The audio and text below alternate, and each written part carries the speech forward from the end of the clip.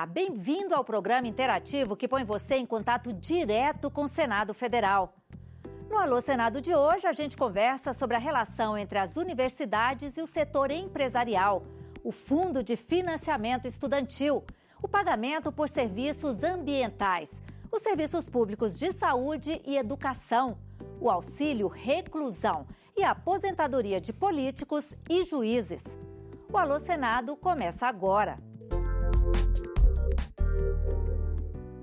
A gente abre o programa de hoje com a mensagem da Luana, que mora na cidade mineira de Itabira. Ela tem 16 anos e assistiu a um programa do Alô Senado que trazia o senador Donizete Nogueira falando sobre o pagamento por serviços ambientais. Depois de assistir ao Alô Senado, a Luana mandou uma mensagem pelo WhatsApp para dar sua opinião. Para ela, cuidar do meio ambiente deveria ser uma obrigação de todos. A Luana acredita que se os pais e as escolas ensinarem as crianças desde cedo sobre educação ambiental, o Estado não precisará gastar dinheiro com o pagamento por serviços ambientais. Quem responde à mensagem da Luana é o próprio senador Donizete Nogueira. A minha opinião é assim, eu concordo com ela em tese de que todo mundo precisa estar suficientemente educado para ajudar a manter o equilíbrio do planeta, fazer a preservação ambiental. Mas, Luana, eu quero dialogar com você no seguinte, imagine que teu pai tivesse uma propriedade e que vocês tirassem o seu sustento de lá. E aí, vocês têm mais de 80% dela em reserva florestal para ajudar a contribuir com o planeta, com o meio ambiente. Então, é justo que a sociedade pague um benefício para o seu pai lá pela preservação dos 80% da propriedade intocada, para que vocês possam continuar tirando o sustento de lá. Porque o equilíbrio do planeta é obrigação de todos. Se alguns depredam, se alguns usam a terra para poder tirar o seu sustento e desmata, vamos dizer, 80% em vez de preservar 80%, ele deve vir contribuir junto com a sociedade para que o seu pai mantenha os 80% em pé. É nessa visão que nós estamos discutindo o pagamento por serviços ambientais, que é o chamado PSA. Durante uma audiência pública sobre o FIES, o Fundo de Financiamento Estudantil, o portal E-Cidadania recebeu uma denúncia. A Vanina Castro Dória de Almeida, da Paraíba, contou que a faculdade onde ela estuda aumentou as mensalidades acima do teto estabelecido pelo governo, que é de 6,4%. Com isso, mesmo alunos que têm bolsas integrais do FIES estão sendo cobrados por essa diferença de valores. Ela pergunta o que pode ser feito para resolver esse problema. A resposta fica por conta do consultor legislativo José Edmar de Queiroz. Bom, Vanina, no começo de 2015, o Ministério da Educação realmente promoveu uma série de modificações no programa de financiamento estudantil, no FIES, né? Uma das modificações mais importantes foi o fato de que o MEC fixou um limite máximo para reajuste das mensalidades das mensalidades das instituições que têm bolsistas do FIES, né? Esse limite é de 6,4%, que corresponde mais ou menos à inflação do ano anterior.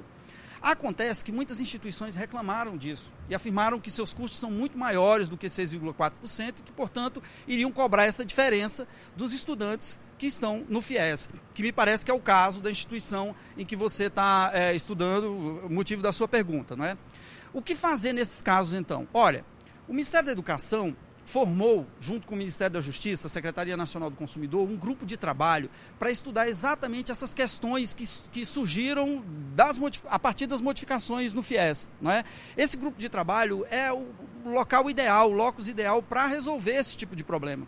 Então eu sugiro que você entre em contato com o Ministério da Educação, eles têm um 0800 que você pode ligar, e na plataforma também do FIES, lá no CIS-FIES, você pode colocar essa denúncia, citando a instituição, dizendo exatamente o que aconteceu, que essa pergunta, essa sua demanda, vai certamente ser encaminhada para o grupo de trabalho que tem incumbência de justamente encontrar soluções para esse tipo de problema. Recentemente, o ministro da Educação anunciou, numa audiência aqui no Congresso Nacional, que o MEC não não renovará contratos no futuro de instituições que reajustarem os preços de suas mensalidades acima dos 6,4%, né? Então procure o MEC, entre na página ou ligue para o 0800, que eu acho que a solução pode ser encontrada pelo próprio sistema, tá certo? A minha pergunta é o que pode ser feito efetivamente para a saúde e educação no Brasil? Antônio, neste ramo da educação e da saúde no Brasil, está tudo por fazer. São duas das maiores precariedades da vida brasileira.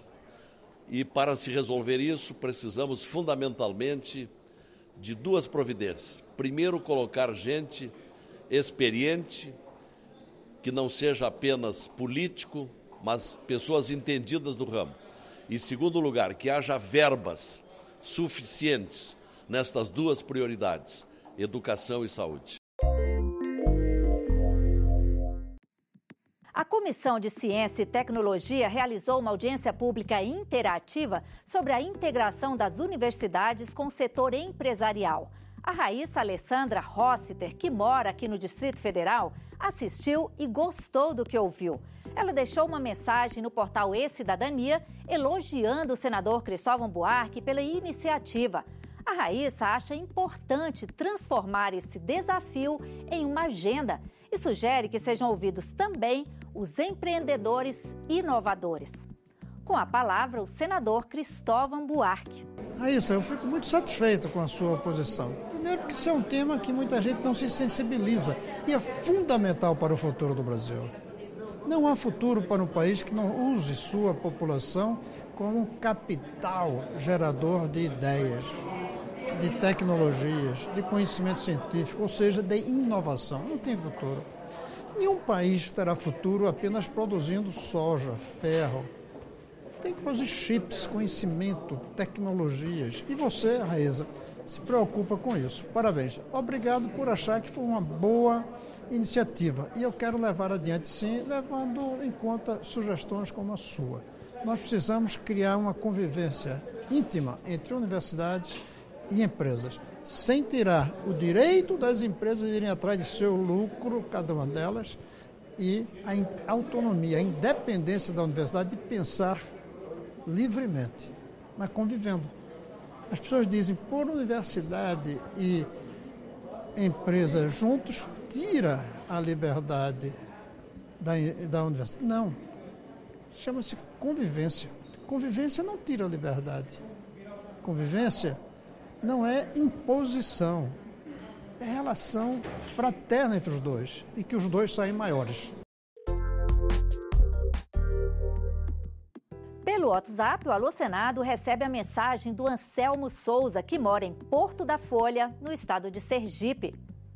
O Anselmo conta que não concorda com alguns benefícios garantidos pela lei brasileira, como a aposentadoria de políticos, a aposentadoria compulsória com salário integral para juízes e o auxílio financeiro para as famílias de detentos. Ele pergunta aos senadores qual é a importância desses benefícios. A senadora Gleisi Hoffmann responde. Bom, Anselmo, vamos por parte. Primeiro, a aposentadoria de político. A aposentadoria é uma contraprestação de um pagamento que você faz à Previdência. Então, ser político ou não ser político, você só pode se aposentar se fizer esse pagamento. Nós já mudamos muito aqui no Senado da República, na Câmara dos Deputados, a forma como era a aposentadoria. Hoje não tem mais aposentadoria sem contribuição, nós temos que contribuir e se quisermos ganhar mais do que o INSS, temos que fazer como qualquer outro cidadão, ter uma aposentadoria complementar. A compulsoriedade tem a ver com a idade e com a capacidade do agente público, até porque você precisa renovar os quadros. Então, o Brasil prevê 70, está ampliando agora para 75.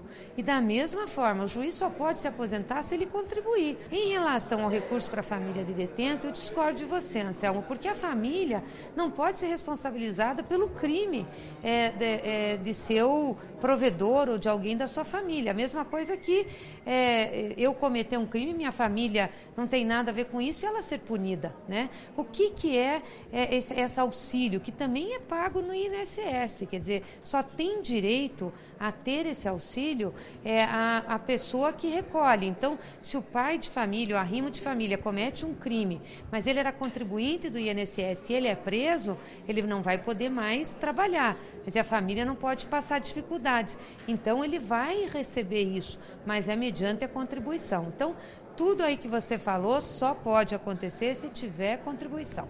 E por hoje é só. O Alô Senado volta na semana que vem com mais assuntos escolhidos por você. Continue participando e mandando as suas mensagens. Para enviar uma mensagem escrita, acesse www.senado.leg.br/TV. Pelo telefone é só ligar de graça para o 0800 61 2211. Se preferir as redes sociais, acesse twitter.com/alosenado ou facebook.com/alosenado federal.